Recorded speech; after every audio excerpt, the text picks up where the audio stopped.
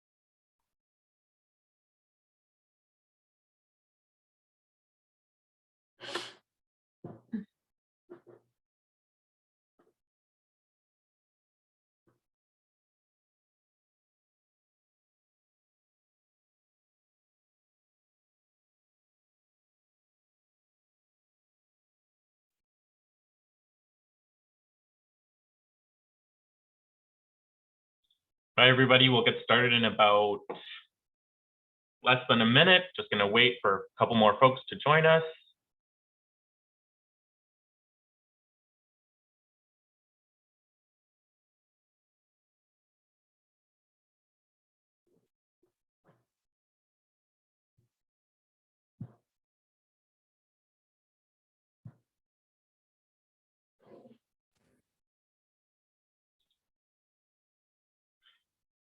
All right, I have noon, so we're going to get started. Thank you so much, everybody, for joining us today.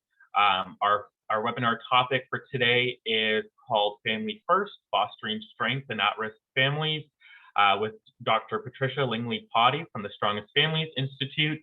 And before I pass it over to her to begin the presentation, I just have a couple of slides to welcome everybody to our Frame of Mind webinar. So we always like to take a couple of minutes before to introduce Frayme for folks who haven't joined us before, don't know what our organization does. So welcome. Frayme is a national knowledge mobilization organization working within the youth mental health and addiction sector in Canada. We are currently a network of over 400 partner organizations, including youth and family members, clinicians, researchers, policymakers, and service providers. And we work to ensure collaboration and knowledge sharing among all those that are working to transform the youth mental health sector. And you can learn more and join our network at frayme.ca. So why does Frayme exist? Primarily to share and make better use of what we already know. We help with implementation, we establish partnerships, we try to ensure true system change through alignment across jurisdictions, and eventually evolve the knowledge base collectively over time. So really, we're trying to bridge that gap between research and practice. And how do we work? That's typically the next question that we get, and primarily through knowledge mobilization activities. So knowledge mobilization activities is just a really fancy way to say that we do a lot of capacity development. We have an annual learning institute that just took place in February. We do conferences and workshops. We have grant programs. We collaborate on projects. We have a knowledge exchange program. We run a network of lived expertise advocates called Groundbreakers. We do webinars. We have a blog and a lot more. So you can learn more about all these programs on our website.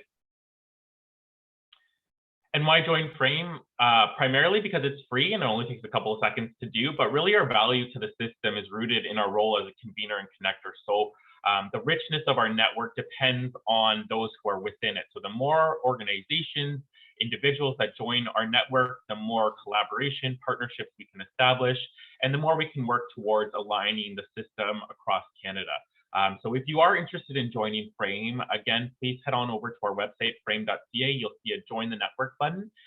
It has all the information, but you can also reach out to us. We'll have our emails up at the end if you have any questions about joining, or if you need any help going through the form itself. So a couple housekeeping notes for today. Please ask any questions throughout the webinar in the Q&A or the chat box. Myself and my colleague Julia will be taking note of all these questions, and we'll ask them to Dr. Potty during the Q&A portion from 1 to 1:15. We always love to know who's joining us, so introduce yourself. Just make sure you select everyone in the to field so everyone can see your message, but let us know what's your role in the sector, where are you joining from, what organization are you representing, what are you hoping to learn today? We'd love to learn a little bit more about yourself. A reminder, we'll answer questions at the end. A recording will be sent out tomorrow, so if you have registered for this webinar, you will automatically receive the recording in your email. And please fill out our post-webinar survey. Your feedback, your comments always help us improve these to make them as relevant to our network as possible, and it only takes a couple of seconds to do. So we like to do a land acknowledgement as well before we begin, and Frayme is based in Ottawa, Ontario, so that is where our land acknowledgement will come from, and we'd like to acknowledge that the land on which we gather is the traditional unceded territory of the Algonquin and Anishinaabe people. The Algonquin peoples have lived on this land since time immemorial, and we are grateful to have the opportunity to be present in this territory. And so without further ado, I'd like to take this moment to introduce our speaker for today, Dr. Patricia Lingley Potty. She is the co-founder, president, and CEO at the Strongest Families Institute. And Dr. Potty obtained her PhD at Dalhousie University, where she's an assistant professor in the Department of Psychiatry and a scientist at the IWK Health Center. Dr. Potty is also the co-founder of CFI's sophisticated e-health system, IRIS. And in addition to 32 articles and editorials Dr. Potty has published, she has also received the 2017 Governor General's Innovation Award, the 2013 Ernest C. Manning Award, and the 2012 Mental Health Commission of Canada Award, and was a finalist for the 2016 RBC Canadian Women Entrepreneurs Award for Social Change. Dr. Potty, thank you so much for joining us today, and I'm going to now stop sharing my screen and I'll pass it over to you to begin your presentation whenever you're ready. Well, thank you. Let's see if I can work the technology.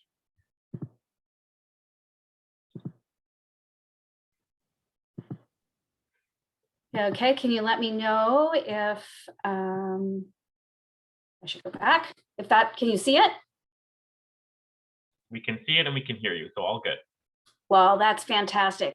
I thank everybody for joining us today, and I hope that you'll have some great information to take away. I too will begin my talk with a land acknowledgement. Although Strongest Families is the main office is located in Nova Scotia, we do span Canada and we have staff located across Canada. So I'd like to begin by acknowledging that we are located in the Mi'kmaq ancestral and unceded territory of the Mi'kmaq people.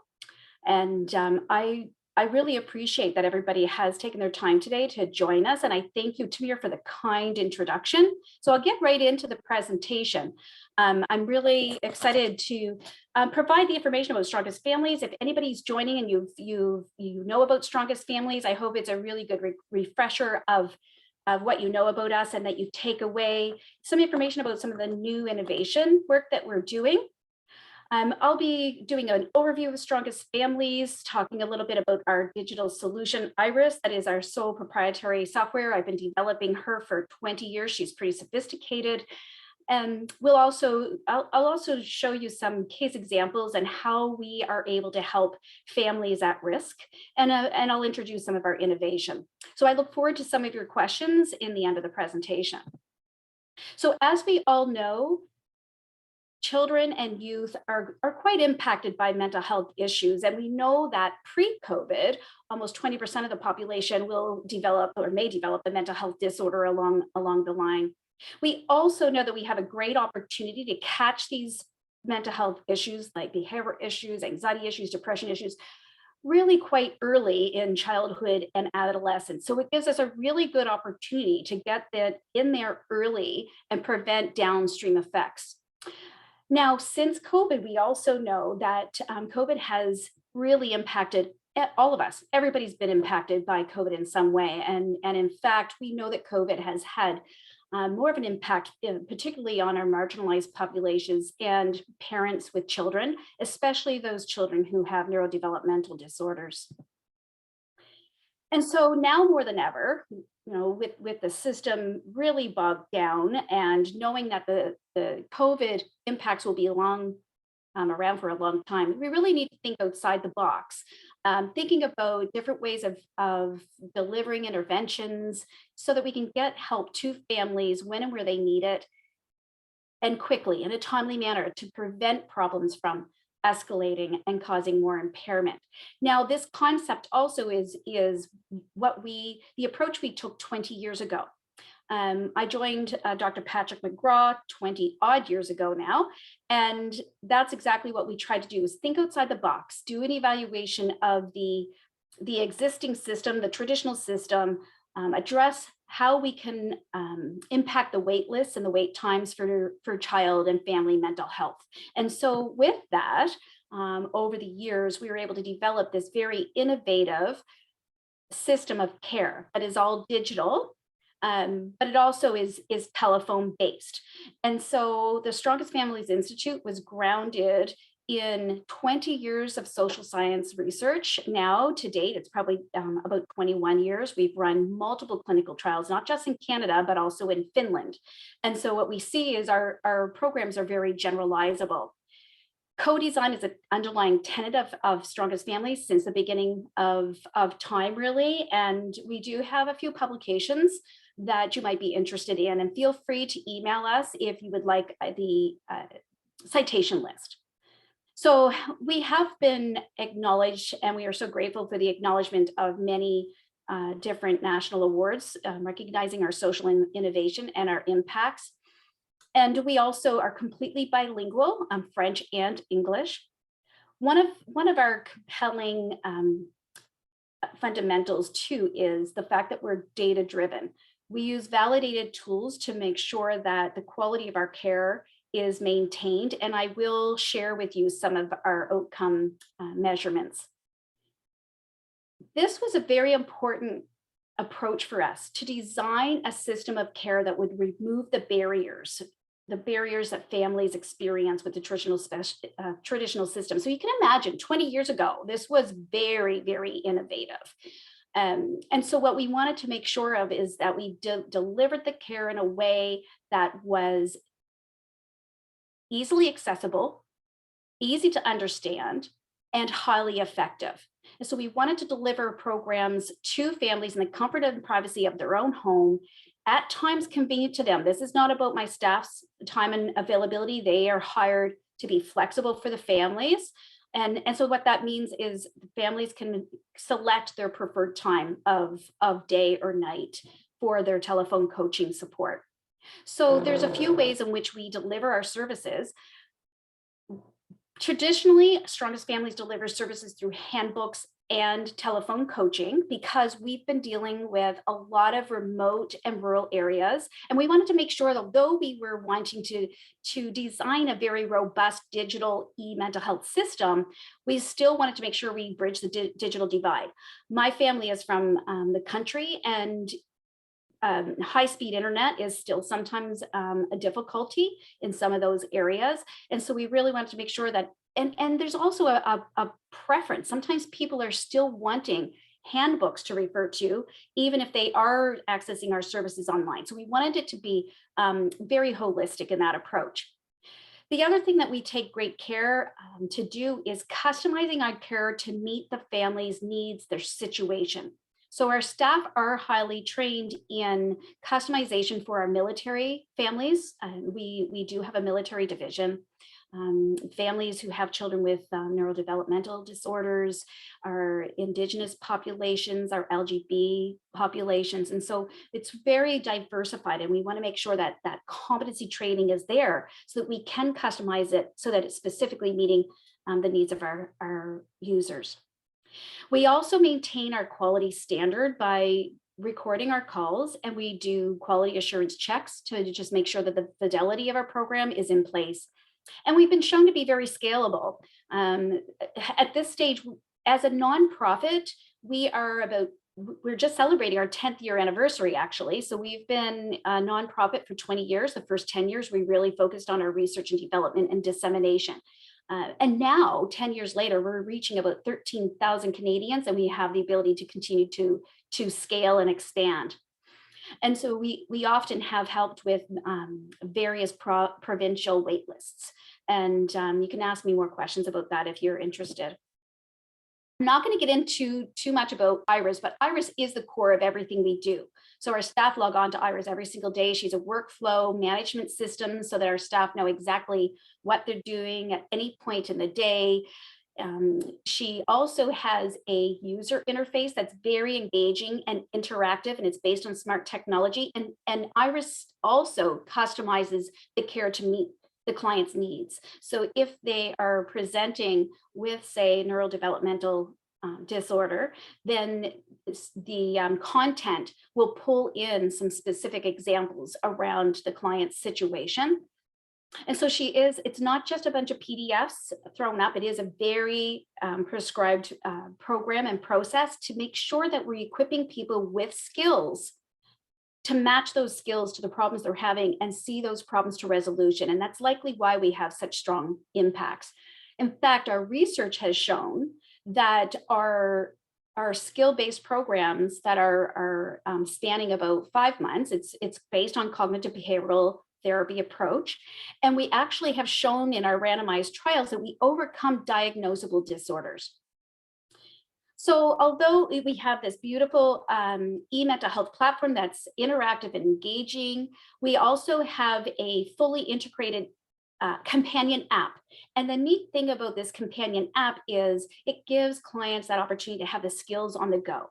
So they get to select whether they want handbooks and videos sent to them, or they want the web-based interface, or if they want to download the app. So there's all kinds of modes of delivery to meet their needs. And this app will work offline still as if it's in a live connection. And that's a real unique functionality of the app, because we wanted to make sure that our military folks who might be deployed or on ships, or those in the remote communities who may not have full access to high speed internet, or maybe they can't afford devices or internet itself, it gives them that opportunity to be able to still work on the app and have those skills on the go. So this is a little snippet of our Icann app. Icann is and I'll get into what that is all about, but it is our adult anxiety and depression program. And this app is connected to all of our programs. And it also has a very brief streak system, and we are working on more innovation to improve our streak system so that we can increase the engagement on our platform.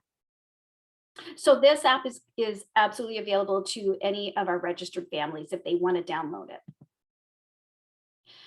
So a little bit about our services and the modes of delivery. These are our basic programs that have gone through clinical trials. So our Parents Empowering Kids program is focused on positive parenting skills. And it was actually adapted from the COPE program that you may be familiar with. Dr. Charles Cunningham had developed and tested the COPE program many, many years ago, and gave us permissions to adapt that program to fit the strongest families' needs. And so we subsequently ran our own randomized trials on it. Our anxiety programs actually span the years from 6 all the way up to seniors, and they're divided into 3 different programs to meet the age group needs. So Chase Worries Away would be for the younger kids, and parents are always involved with these interventions as well to support their child through it. Defeat Anxiety is our youth-based program, so it goes up to 17, and then Icann is 18 plus. And again, those age parameters are soft, and we make adjustments according to any developmental delays that might be presenting. And so those are soft parameters. Now, Night 10 Bedwetting is one of our core programs. And although it may not fall under the mental health umbrella, we do know it has psychological impacts, not just on the child, but the family as well. So that is a urine alarm-based program, reward system, and it's highly effective. So I mentioned about our modes of delivery. We do have our web-based Iris application and our app, the handbooks and videos, but I didn't talk about the modes of coaching. And so we have two modes of coaching that clients can select from, and that would be the traditional one-on-one, and that's quite intensive. But also we provide a group-based coaching application that is also highly effective, and it does provide that peer support. One of the opportunities that we have within our system of care is two things. First, families can really go through multiple programs back to back, and that's not unusual, especially during COVID. We have seen children present with multiple comorbidities, so multiple problems such as behavior anxiety and bedwetting, and the parents have depression and anxiety. And so what we're able to do is we're able to work with them, and we can address one problem at a time. And it's not unusual for parents and children to complete one program. And if at the end of that program, all of the symptoms didn't completely remit or resolve, then we would move into the next program. And so it's a seamless, continuous, it's really maintaining that continuum of care. And they typically don't change coaches. So we try to assign a case that has multiple issues to a coach who's cross-trained on multiple modules, because especially with my research, if you look up my PhD dissertation, we know that there's a strong therapeutic alliance that's developed between the parent and the coach and the child and the coach, and they don't like changing their coaches. So that's something that we're able to offer. And so we do have that family-centric approach, so that if a parent or both parents are presenting with significant anxiety and depression that's impairing them, we want them to receive the Icann support first, so that we're putting the oxygen mask on the parent first, so that we can get their mental health condition in a healthy place, and then help them to address their child's needs as well. So our group-based coaching is really quite innovative, and we've been doing this for quite some time. And this, during COVID especially, has provided a lot of peer support for people who felt very isolated. And the way it works is we have an experienced group-based coach, and 10 to 12 clients or families join in. Sometimes there's multiple parents on the phone at the same time, or multiple caregivers. I mean, sometimes in our remote communities, we have multiple caregivers in the same home, and we want to make sure that family-centered approach is there. And so we want to make sure that all caregivers are involved with the skills and learning them, so everybody's on the same page. So we do this through a teleconferencing type of bridge, and it doesn't matter where people live. They come onto the line and they share their experiences together, and they really support each other through it. So that peer connection is really quite effective. So a little bit about the coaches. We are pioneers in this field of telephone-based coaching and e-mental health. And so the way we've designed our coaching role that's been validated is the coach's role is to be that coach, to be that support, like the yoga instructor, and to make sure that we're there to support them, reinforcing the material, the skills that they learn. The coach is setting them up for success. So in the call, the coach will actually go through the skill. Every week they'll learn a new skill. Then we'll customize and problem solve that skill to meet their particular situation through role playing and other techniques like summary modeling the skill back to them, so that when the parent gets off the phone, they are really set up for success. I've talked a little bit about the customization of care, and so you can certainly ask me more questions about that. So the coaches that we hire are not licensed practitioners or health professionals. They are, though, highly capable individuals. Again, we've been doing this for over 20 years. So we know what we're looking for in a coach, as long as they're personable, empathetic, and good problem solvers, and they're willing to follow our scripts, because again, we want to make sure we're following the program as it's been prescribed and validated, and it really, really works quite amazingly. The other part, and I know that there's been a lot of new mental health systems emerging through COVID to help with the demand here, but having the real-time data entry is quite helpful for us from an IRIS perspective, because it does alert us if there's a quality issue with a particular client. If there is a family that is struggling, that it needs to escalate to a clinician like myself for more support and recommendations outside of our typical protocols. And then, of course, for our reporting purposes, it's very easy for us to access our data through IRIS, because she has a very robust report generation system. The last thing about coaches, and I'm sure you'll have questions about it, but we do monitor them very closely. So they have a scorecard that we watch the quality of their calls, the quality of their outcomes, and we just want to make sure that to our funders and our clients and our families that we're providing the best care that we can.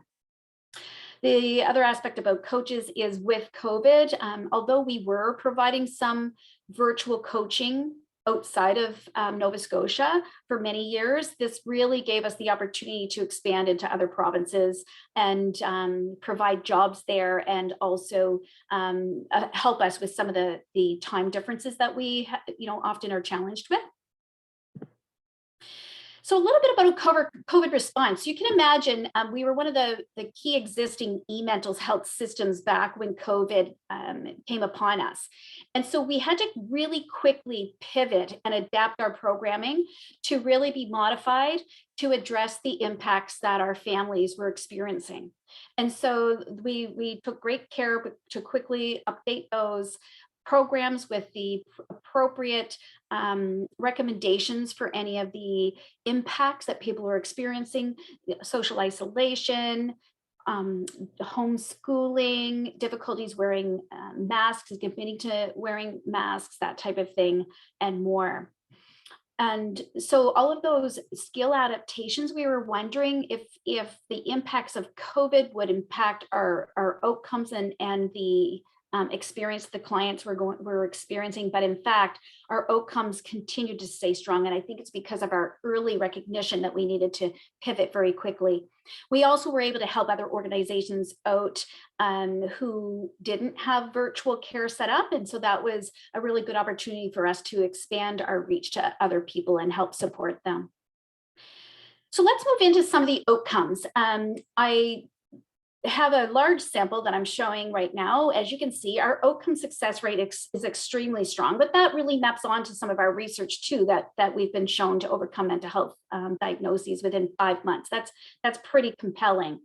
Some other strong impacts that we're seeing, though, is on academic progress and attendance. So kids who were doing poorly in school or not attending frequently through our programs are improving in those areas.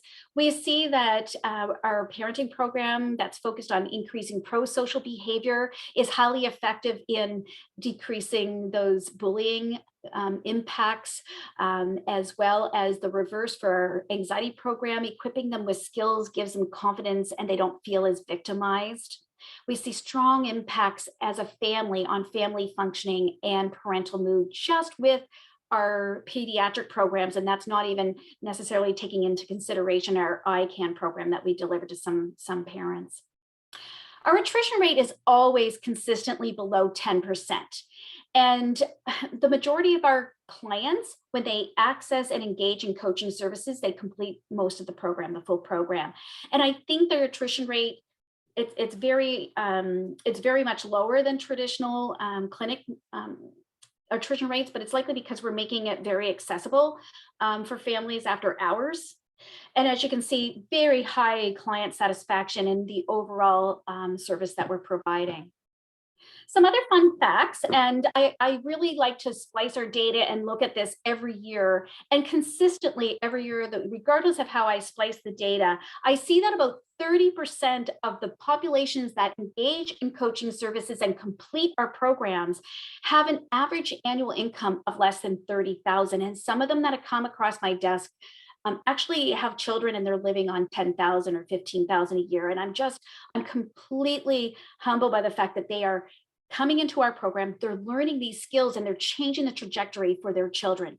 The majority of the cases in this income bracket are single parents. And so again, those families at risk are coming in and they're equipping themselves with these skills that they can use long after the program to keep the mental health issues under control, and their children are flourishing. When I look at our youth data, when I look at the anxiety and depression impacts, when youth come into our program, and this is true for kids and adults as well, who come in with both anxiety and depression, there's about 38% that have both anxiety and depression. And I'm about to do our year-end analysis, and that could be higher after COVID. This was a pre-COVID data set. But what's really interesting to me is with our programs, our anxiety programs, about 87% of the people who present with both of these problems have resolution. We also track other risk factors like sleep hygiene issues, and you can see we have strong impacts on sleep issues, improving sleep hygiene. We've also seen that we've had really strong impacts on decreasing substance use, decrease in screen time, improved self-care, that type of thing. So other impacts that we are seeing, again, regardless of how I splice it, we have strong impacts on those who are presenting with developmental disorders, our Indigenous populations, our LGBT populations, and our families at risk. So I want to get into telling you about some of the stories and some of the case examples. So I've pulled a few at-risk children and family just to show you some of our impacts that we have. And as you can see, so this is an example of a 13-year-old who from Ontario, who was diagnosed with both ADHD and dyslexia, and presented with really significant issues around inattention and impulsivity, not listening. So a lot of non-compliance issues, and the parents were had quite a difficulty with managing the behavior. But some of the aggression was really quite concerning for us, that the aggression towards the 5-year-old sister, and it wasn't uncommon for them to be going to the emergency room department. And so by the end of the program, what we saw with the data was very strong impacts on overcoming the inattention and impulsivity, improved compliance, and we see a lot of times this improvement in conduct. So that improvement in increasing pro-social behavior is really quite amazing. If we can catch these problems early and equip them with those skills and the emotional regulation skills, it really can change their trajectory. Just with this one program, we saw huge effects with child mood and improvement in child and family functioning as a whole. And they reported that they had no more trips to the ER because now with that pro-social aspect, the child was playing nicely with others and required less prompts to complete tasks, was showing initiative to help out at home. That's a 13-year-old. How amazing is that? More respectful. And then that internal the internal regulation, we're able to verbalize frustrations rather than lashing out physically. So really equip them with those coping mechanisms. A quote from this parent, and it's quite compelling to hear: being a parent and not feeling adequate as a mom was so hard for me. I felt low and vulnerable, and like I wasn't going to succeed each week. I was reminded of my success each week by my coach and of where I had started and how far I have come. My relationship with my daughter was growing and mending. I never once felt like I was messing up because my coach was so amazing to point out all the things that I was doing right. So a lot of great support there. My coach has put a lot of love and caring into our calls. I'm just so incredibly thankful. And I write this with happy tears streaming down my face, thankful for this program and forever grateful for my wonderful coach. So again, that real strong therapeutic alliance. So for the next case example, we have a 15-year-old from one of the Atlantic provinces who self-identified as bigendered. And this youth was really struggling with performance issues and making mistakes at school and failing. So performance at school was a problem, had a lot of generalized anxiety issues. And as you can see, a lot of school absenteeism. 20 days in a year due to migraines and panic attacks. And then secondary to the anxiety was the inattention issues.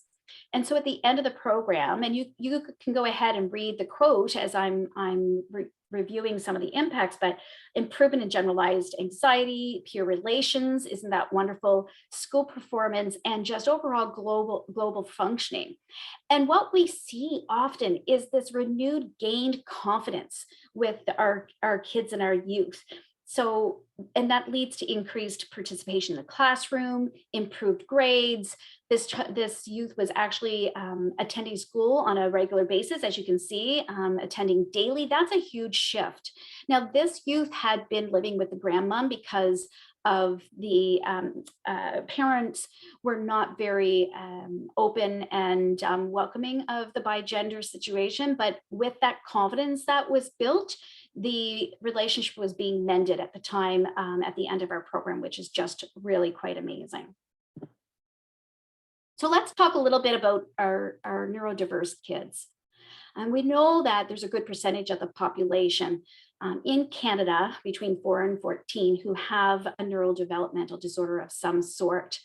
We also know that in particular, the neurodevelopmental disorder group and their parents have been much more impacted by COVID. If you can imagine during the really high peaks of COVID when everything was shut down, they weren't getting the in-home support that they usually would get. They weren't able to go and see their therapist face to face. And then they had to deal with possibly working and financial difficulties, as well as dealing with challenges that typically occur with a child who is neurodiverse. And so there was a publication by Summers that came out, I believe it was, yes, back in 2020. And it really emphasized the fact that this is a marginalized population that's highly affected by COVID. And really, we need more evidence-based programs to meet the needs of those populations. So I wanted to share with you some of the impacts that we have on our neurodiverse population. And so here's a little table. I did not pull all of the ADHD cases. Those cases are covered under some of our previous data that I showed. But when I pulled the rest of the representative sample, you can see just by the sample of 500, very strong impacts on outcome, high satisfaction, really low attrition. So 5% dropout after engaging in coaching. And that really tells me that there's a need and people want this type of intervention and they stick with it. Again, if you see average income under 30,000 on average is around 30%. And here's an interesting fun fact. Almost half or more than half of the families or these parents who are offered handbooks or online actually still opt for handbook. And that could be because they want to refer to their hard copy handbook. And when we poll our youth, the youth want both. So we give them both. We give them both handbooks and access to the online programs. So you can see the majority of the cases, and this again was pre-COVID, so I'm interested to see post-COVID. A lot of my data is showing that it's now 50-50 split between behavior and anxiety. But pre-COVID, it was primarily behavior, mostly autism, and you can see the rest of the breakdown. So, FASD is quite underrepresented there, but now with our recent expansion in Northwest Territories and the Yukon, we're really hoping that we can extend our reach to other families who may have children with FASD. So an example of an Ontario youth who's diagnosed with autism, presented with a significant separation anxiety, performance anxiety, specific fears about COVID, generalized anxiety about past behavior, the future, dying from COVID and the world ending. So some real generalized issues there. Social anxiety, not really doing much with peers, and had a fear of going outside because of COVID. So once our program was able to equip this youth with skills, I'm sometimes really amazed after 4.5 to 5 months, now able to go on sleepovers because they felt more confident, less anxious about doing homework and going to school, and more confident asking questions. So that's really quite amazing. able to calm themselves down when thinking about COVID, and less anxious in general, changing his thoughts, and sleeping better. There's another aspect of the improved sleep hygiene. The most helpful part of the program was the skills my son acquired to deal with his anxiety. He was able to self-regulate a lot quicker and be in control. The whole program was fantastic. So So again, that self-regulation by using these skills. A lot of people, you think about these types of skills, I mean, it's like yoga for the mind, body, and spirit.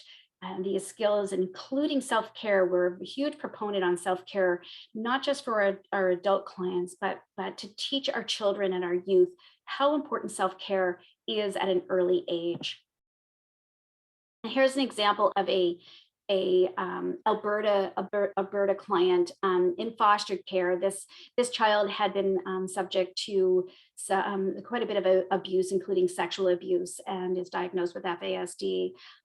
So really quite amazing that we were able to have a strong impact on this family. So again, inattentive issues, impulsivity, compliance issues, aggression, destruction, and once again, the strong impacts overcoming all of those areas, including conduct, improved child mood, improved family and child functioning, improved social participation, but also parent mood. So that's one program was able to address all of those issues. So it's really quite interesting. Once again, able to see that there's less outlash at the sister in the home. Now, a little bit about the Icann program. This is our adult anxiety and depression program, and it's fundamentally based on our anxiety program that we've delivered to our pediatrics and our youth.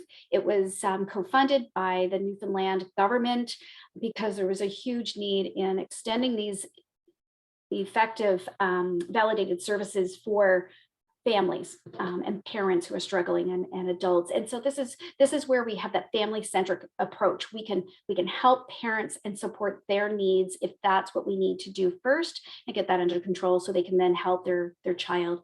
So with Icann, we see huge life-changing impacts, not just reductions in their depression, anxiety, and stress, but also other domains of functional impairment. We don't just focus on skills around Icann. And again, our programs are all co-designed. And what we heard from adults was they wanted a problem-solving methodology. And so we used our solver program, our solver skill, and that helps them use some of their anxiety skills and work through a problem-solving scenario to overcome some major life stressors or changes that they're experiencing. Also, self-care, we have information about managing budgets and doing a budget. So we see reduction in self-medication, improved sleep hygiene, and decreased screen time, like I've said. Now, during COVID, we've been very fortunate to be part of the Wellness Together Canada portal. So anybody in Canada can access those services. They are still available and free to the nation. It is it's part of our step care solution for Icann. So it is the lower intensity program. It's not our weekly full intervention, but it still has the coaching support. So anybody who you might know who could benefit, feel free to point them in that direction, or you can also connect with us through our website or calling us toll free. So a little bit about our innovation. We continue to do research and development, and we've been very, very interested in modifying and enhancing our validated programs that are highly intensive and weekly coaching over 4.5 to 5 months. We wanted to get ahead of those problems and really design a step care model that was a population-based approach to promote good mental health, prevent problems from occurring, and of course, our full intervention to overcome existing mental health issues. And so our goal was to adapt our programs to become universal so that we can provide these skills in a condensed model to families who don't have problems, who want to prevent and learn these skills to prevent problems, and again, to address problems that are existing and get them under control before they get out of hand. Again, this is in partnership with the Newfoundland government. As you know, Newfoundland government are the leaders in stepped care and e-mental health. So we're happy that they continue to partner with us. And we've been generously funded by the Public Health Agency of Canada. The phase 1 for the universal parenting has just completed. I have not completed the full analysis. However, what I see with my preliminary analysis is the young years, the 3 to 6-year-olds that were addressing their behavior problems, huge impacts on overcoming existing behavior problems. Parents are highly satisfied with a brief intervention program for the 3 to 6-year-olds. And our other low intensity levels are also seeing really good impacts on improving parent skill efficacy, as well as improving parent and child relationship. So again, this is all co-designed, and in the next slide, I'll show you what the steps mean for the parenting program. But with phase 2 of the PHAC funding that we've received, we are proceeding to enhance all our anxiety programs, so our Chase Worries Away and our youth program.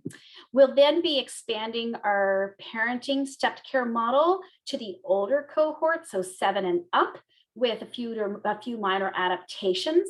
And we'll be doing broad dissemination of the stepped care model for parenting across Canada with our governments and other contract agencies.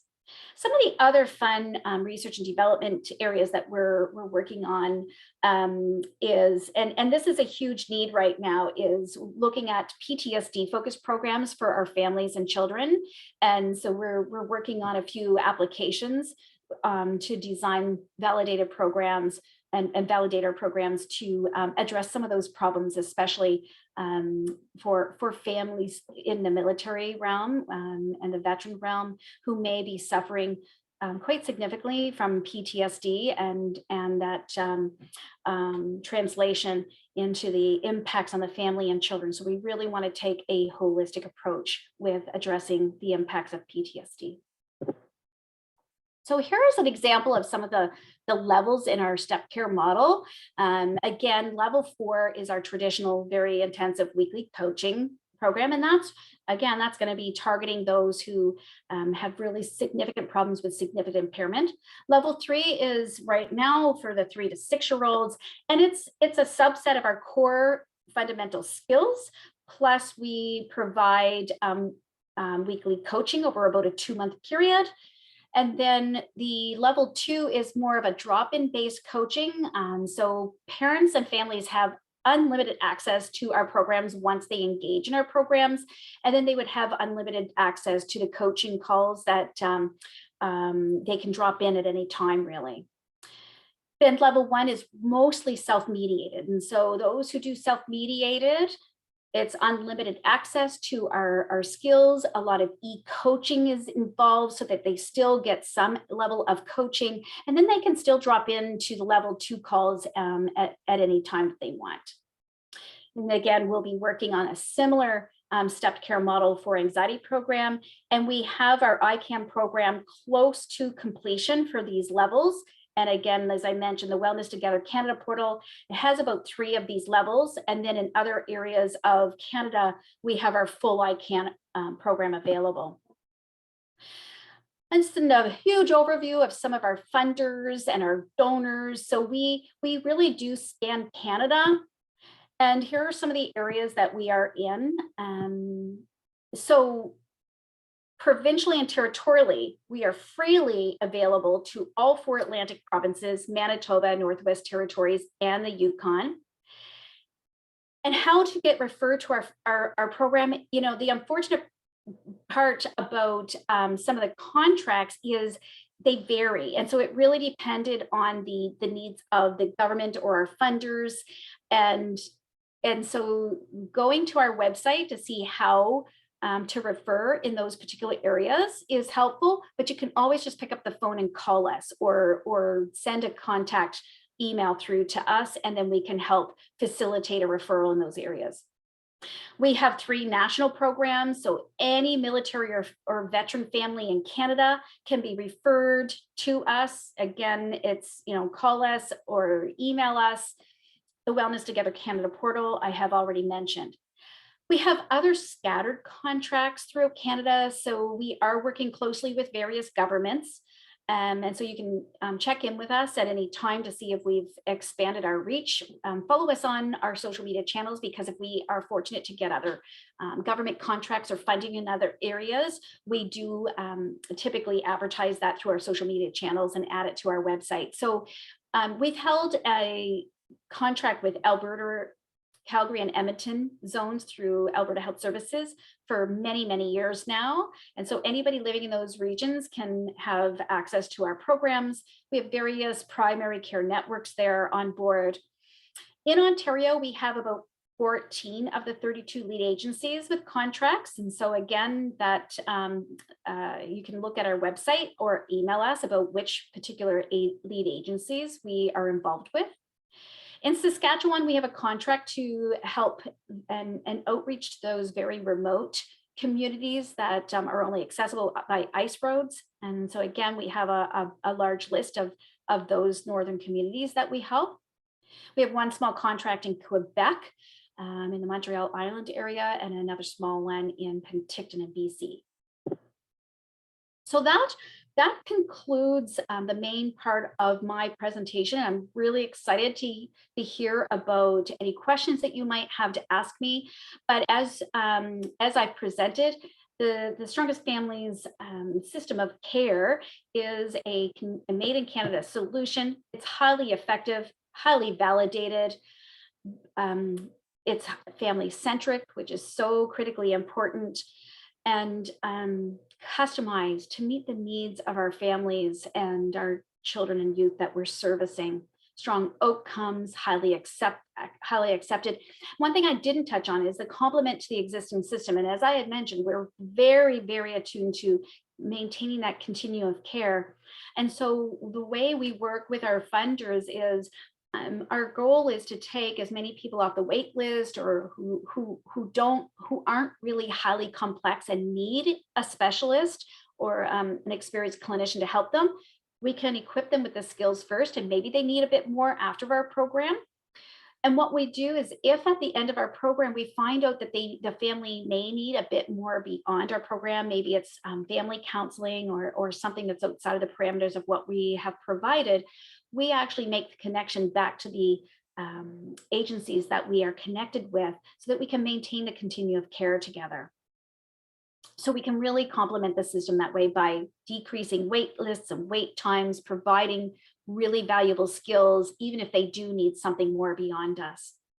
And it is a really great way to intervene early. That's the way we were designed, to intervene more early and provide these skills early on to prevent downstream effects.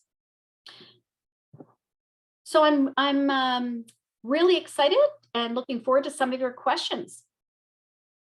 Thank you so much, Dr. Potty. What a fantastic introduction to the programs, and so great to see a program that's using stepped care to really meet families and youth where they're at. And okay, so we actually have a lot of questions, so we'll jump right into the Q&A because I want to try to get as many as we can. So the first question for you is, somebody's wondering if the program's available to everyone across Canada, and is there a cost associated with it? And that's referring to IRIS. Yes, so as I presented in one of the slides, our location of availability does vary. And so please, feel free to contact us. Email me if you have questions about funding. We very much want to make sure that these services are equitable across Canada and free to all Canadians. And so we don't do a fee for service. We do have some donors who contribute funding to provide services in some areas. So we are very open to accepting donations, or if you find that we're not available in your area, or there's an aspect of our program that's not available in your area, I'm more than willing to connect with a funder or a donor to see how can we work together to make our services available to more people across Canada. So, depending on the situation, we do have provincial and territorial funding. We have some national funding. So it really varies. It's unfortunate this time that we aren't Canada-wide and highly equitable across Canada, given that we've been around for 20 years, but we are working on it. We are a charity, so it's difficult for me to get around. But any connections that you can make, I'd be happy to follow up on them. That's great. Thank you, Dr. Potty. And just so everyone knows, my colleague Julia is going to post the contact email in the chat, and that'll also go out in the post-webinar email. So the next question, someone was wondering if you could provide a link for the IRIS e-system. Yes, absolutely we can. It is, oh my gosh, it's irisplatform.com. Okay, and we'll include that link in the post-webinar email. Perfect. So just a little bit about IRIS. Because we're a charity, it's very unusual for a charity to own, manage, and innovate their own software. So I have a whole team of programmers that continue to maintain her and update her and upgrade her. And we do have, it's a very easy education, I guess you could say, educational model, that if there's another program out there that needs to be put up in a platform in a cost-effective way, that has our app connected to it with very little cost. You don't have to reinvent a whole new app if you have the content on IRIS. We do have a few partners who license IRIS in that way.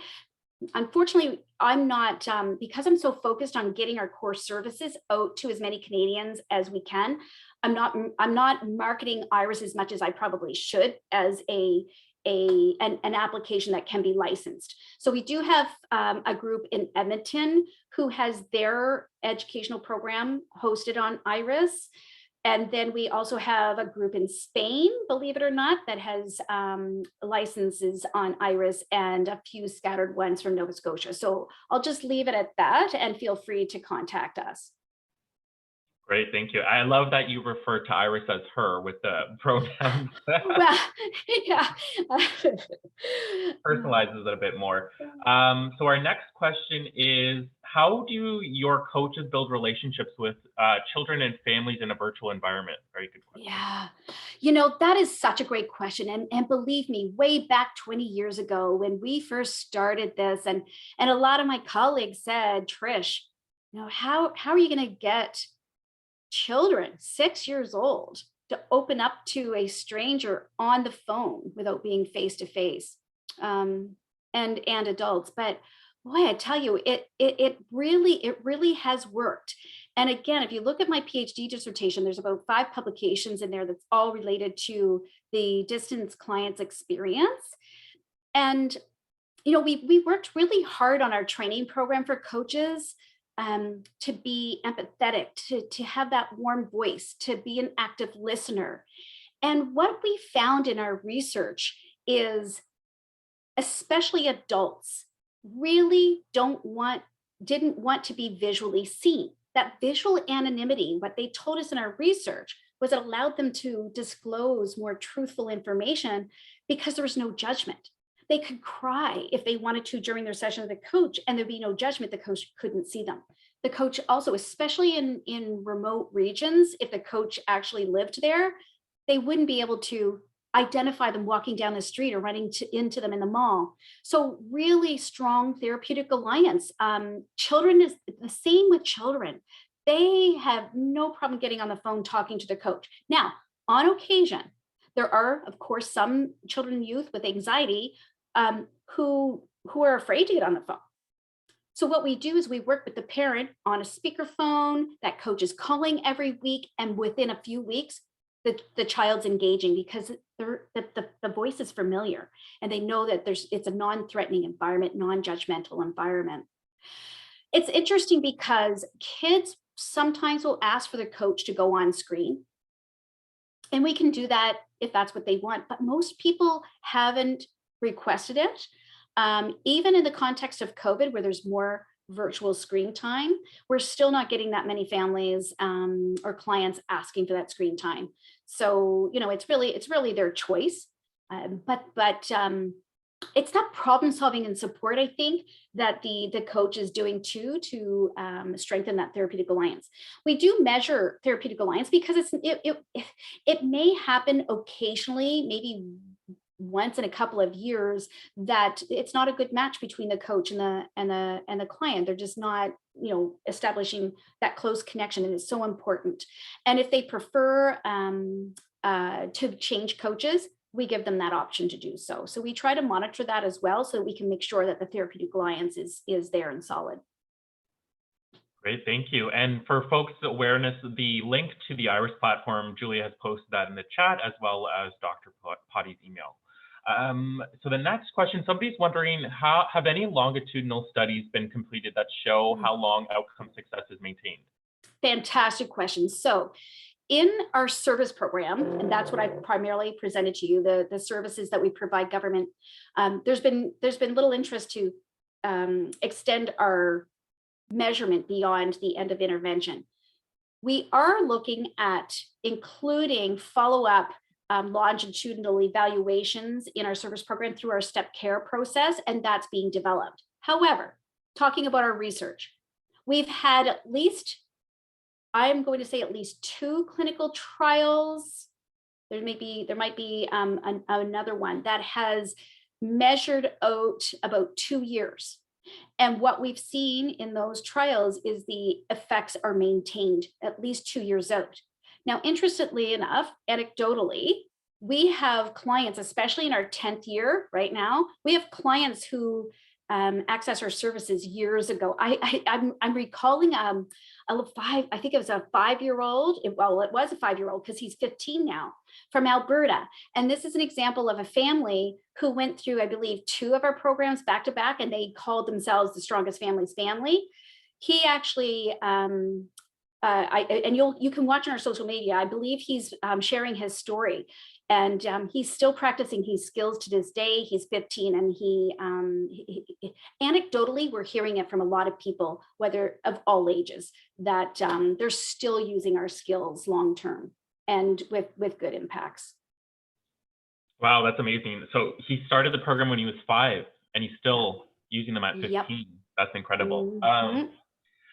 So the next question is, someone's wondering, is there a spectrum of developmental disorders and the types of responsive interventions you have developed year to date? Well, so yes. Now, our existing parenting program has just tied up a randomized trial that was national.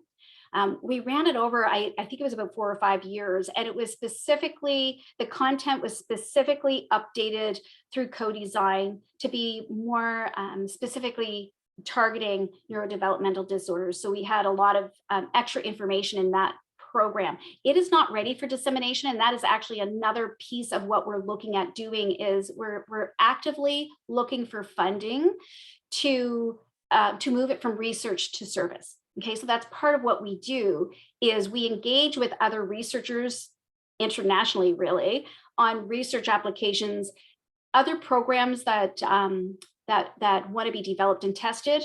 We participate with other people. We put their programs on IRIS and help with the validation process. And then eventually, a lot of times the researchers will use us as a dissemination arm so that we can disseminate that. So that is a particular program that was designed to be a bit more specific to meet the needs of our neurodiverse populations. So we're really hoping in the next year we'll have enough funding to move it from research to service. Results are not, because it's a randomized trial, we're actively undergoing analysis. So the slide that I showed you about our impacts on neurodevelopmental disorders are from my current parenting program. And part of our customization is making sure that the coach who is dealing with a client who has a neurodevelopmental disorder is modifying the program based on best practice to make sure that there's visual charts and schedules involved, and they really try to customize the program and the skills to meet the needs of those populations. Okay, so the next question is, someone's wondering if you're able to share possible scenarios about what evidence-based information or curriculum coaches are using with families during a call. What would the call look like? Yeah, so that's a great question. So again, it's very skill focused. So I'm going to use the parenting program for an example. Oh no, let's use anxiety, because I think this is really quite neat. So let's just use anxiety for an example. One of our initial skills, of course, would be belly breathing, and the coach would work with the parent and the child and or youth, and they would walk through how things went the last week. Were they successful implementing the skill from last week? And then they would start introducing the new skill. So let's just say it's belly breathing. So you would introduce the new skill. We would already have data from their initial assessment, so we would already know the areas of anxiety that they're working on or challenged with. And so the coach would start by working on demonstrating the skill and doing it over the phone. It's actually quite neat. They just walk through step by step how to do the belly breathing, exactly how it's presented in our material, in our videos. So they would walk through how to do the skill. And then they will choose certain situations to problem solve around. So part of our anxiety program is based on gradual exposure. That gradual exposure, using the skills, breaking down some of the worries into manageable pieces and gradually expose them over time to a hierarchy of a breakdown of that major anxiety into smaller situations that are more manageable to face. And then they walk through, they're learning the belly breathing. Then they'll work through problem solving. What is the first step to the gradual exposure? What is the scenario that will work best for the child? So they go through a lot of problem solving with them and set them up for success. So some of the other strategies, so they'll role play. So they'll do a role playing example. And this is part of the expectation that the coach is going to complete some of these types of approaches with the family. So they have to role play. We expect that they're going to summary model the skill back when they're discussing the skill, but they're also going to ask attributional type of questions like, why do you think it's important to use this skill every day? What benefit do you think you'll see by using this skill every day? And so on. It's really the acquisition of the skill that they help support them through. The other piece of this is not rushing this. I mean, for some families, it might take them more than 1 week to learn and master a skill. And that's the really important aspect of this, is we want the coach to support them through the program to the best of the learning abilities of the family and child. If we have a parent who might have significant depression, maybe they have a learning disability themselves. We've had some families who were illiterate. And because the coaches set them up for success and they want to make sure that those goals each week are manageable, they may split the session into smaller goals over time. So again, it's very customized. Great, thank you. Somebody's wondering, in regards to the 10-year-old Alberta case, in the presentation, having experienced abuse, trauma, what trauma training do the coaches have, and how is the program trauma informed? Yeah, it's trauma informed care. So the coaches are highly trained to be sensitive to any of those. And again, if we receive a referral and we on the referral from a clinician, it does note that, or we find out through our evaluation measures and or it's disclosed to the person doing the consent that there was past abuse, we make sure and take great care that that case is assigned to a coach who's trained in trauma-informed care and dealing with the specific situations. So we train all coaches in trauma-informed care, but we also have coaches who are more experienced with dealing with those types of cases. Okay, and so the next questions came in French, but I'll translate them on the fly. Hopefully my French is okay. So someone's wondering if can a family self-refer to the program if they contact you directly? That's That's such a great question. And I wish I could say everybody could self-refer, because believe me, that's something we're working on. That's part of the reason why we have the step care process, is we want to make sure people can self-refer. But again, I have some restrictions in my government funding. Every contract in every area, it's different. So depending on the area, there is a self-referral, but please don't ever hesitate to call us on our toll-free number, 1-866-470-7111. Go to contact us. Our staff will get back to you. And yeah, I mean, you can even email me if you want, and I can send the information on to the staff member that can consult with you. Do you find a lot of families are contacting you directly? We do, especially, I'll tell you when it happens is, especially if we, if we win an award and there's a lot of social media around it, or I do something like this great opportunity that's out there, and people find out that, we exist and we're not in their region. So yes, we do have a lot of people that reach out, and there are times where our services are available in the in the respective province or region, and a lot of our marginalized populations may be hesitant at times to go to a traditional clinic, and so by contacting us, we can bridge that gap and help facilitate a referral. Amazing, and we'll hopefully be sure to amplify this webinar recording so we can spread the word. So the next question, it's two parts. Again, it was in French, but somebody's wondering, are your programs offered in French, and what's the percentage of clients that are Francophone? Oh, that's a really great question. Yes, we are completely bilingual, French and English, right from the beginning. In fact, I have a French first language manager who oversees the bilingual portfolio. It's very underrepresented, I must say. And I don't have the specific data on me. Feel free to contact me, but I know that we could probably be helping more Francophone families. And as you can see, we're only in one small region in Quebec, but we do have the military and veteran national program. So I mean, that's really, we could do more. We could do more with a lot of our underrepresented populations, to be honest. And Francophone is one of them. And I know sometimes it's very difficult, especially for Francophone families in some rural and remote regions, not having access to services. So again, if you find we're not in one of your regions and you're interested in, how can we get the services expanded, feel free to connect with me. Okay, perfect. And another question, someone is wondering, for example, for Ontario, for example, can we request a referral to the lead agency that the family be referred to a specific program? I refer often to Every Mind in the Peel region and have never heard of this as an option.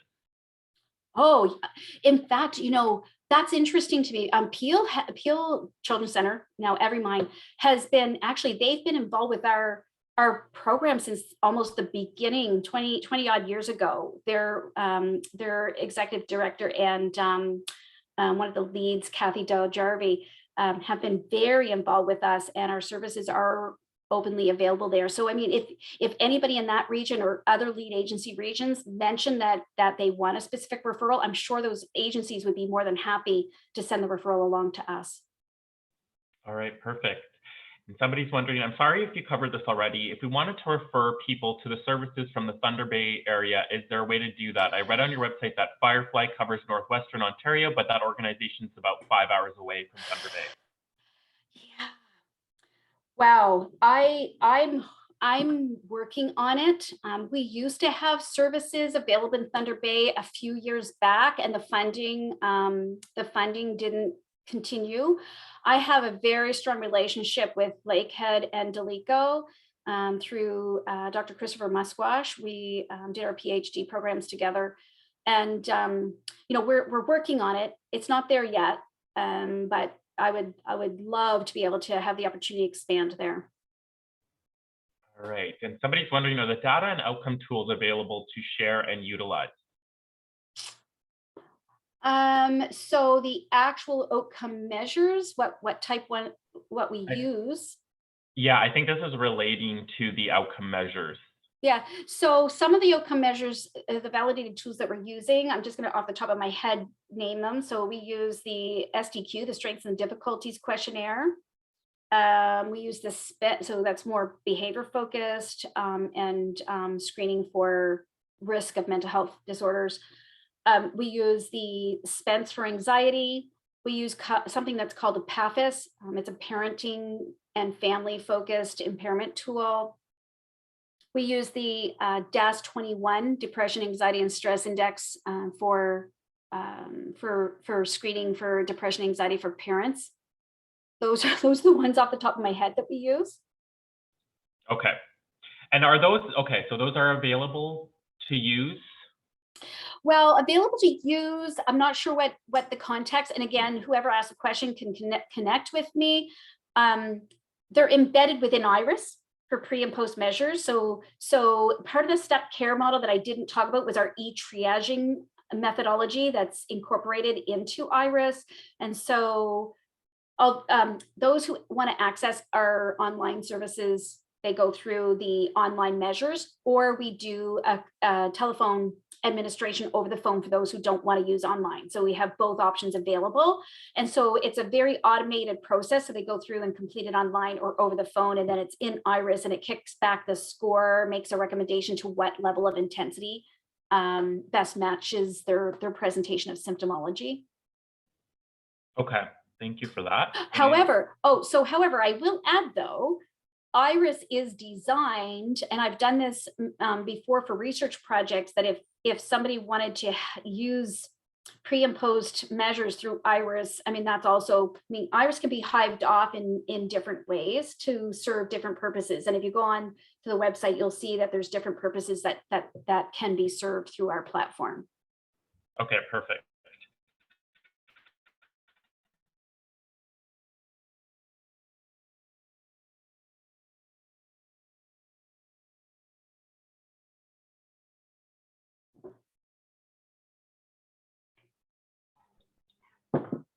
Sorry, did you hear that last question? I might have cut out. Okay. I didn't hear anything. Sorry about that. So one last question. Someone's wondering, is somatic experiencing or different types of somatic therapy knowledge provided to the coaches?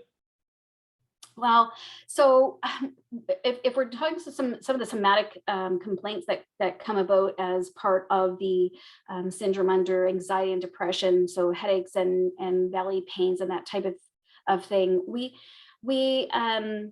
help address those with the skills. So again, these skills are focused on the cognitive behavioral therapy approach. So your typical anxiety related skill sets that we provide, and what we see is we do overcome some of those types of somatic complaints. So it's quite highly effective in that, and the coaches will know. And so if that's one of the problems listed on the care plan, that's what the coach will address by using the skills, the anxiety skills, to help overcome some of those symptoms. Okay, great. And I see now we're just at 1:15. So this brings us to the end of the presentation today. Dr. Potty, I want to thank you so much for introducing us to this program. We had received so many questions. So we'll be sure to amplify the resources and the links that you provided in the chat, in the post-webinar email, and on social media as well. And for everybody on the line, I want to thank you again for attending this webinar. The recording will come out tomorrow, so you'll get that to your email as well. And please don't hesitate to reach out to Dr. Potty and keep the conversation going, whether it's on email or social media. There's definitely much more to be discussed. So again, thank you everyone. A special thank you to Dr. Potty and her team at SFI, and we'll see you at the next Frame of Mind webinar. Take care, everybody. Thank you, everyone.